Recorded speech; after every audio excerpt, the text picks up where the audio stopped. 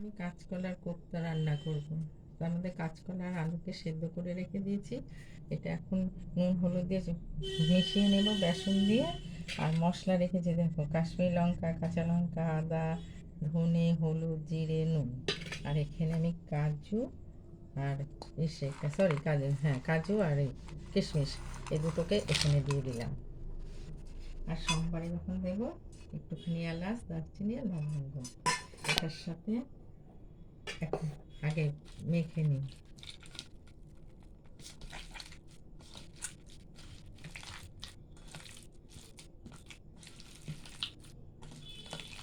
নুন,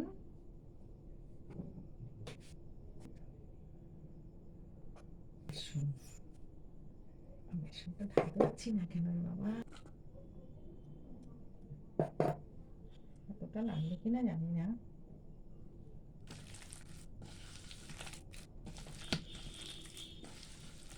এবার ভালো করে মেখে নিই। বেসন দিয়ে মাখা হয়ে গেছে, এখন আমি তেল বসাবো, বসিয়ে এবার এটা ইসে এইভাবে করে আগে সব তৈরি করে নিই, তারপরে ভাজবো। এবার তেলে দিয়ে দেবো, একটা একটা করে সব দেবো।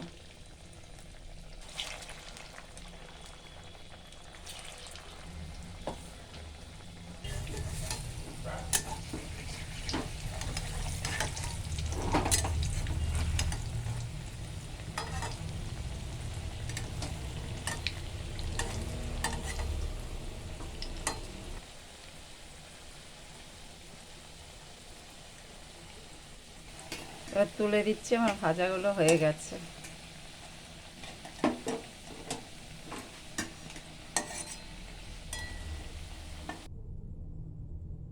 ফোড়নে দিয়ে দিচ্ছি গোটা জিরে, দারচিনি, এলাচ।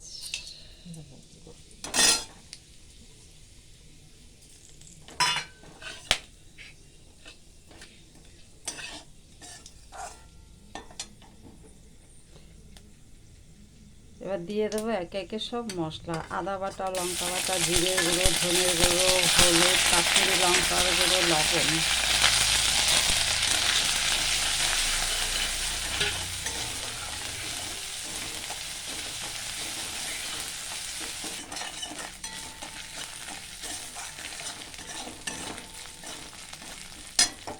মশলা ভাজা হয়ে গেছে, এবার আমি অল্প জল দেব, অতিরিক্ত না, তার কারণ কোপ্তা তো পুরো শুকনো শুকনো হবে। ঝোলটা আমার ফুটে গেছে, এবার কোপ্তাগুলো দিয়ে দেবো।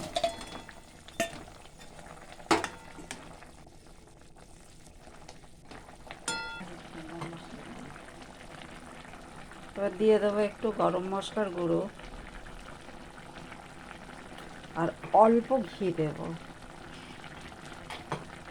অল্প পরিমাণ ঘি দেবো।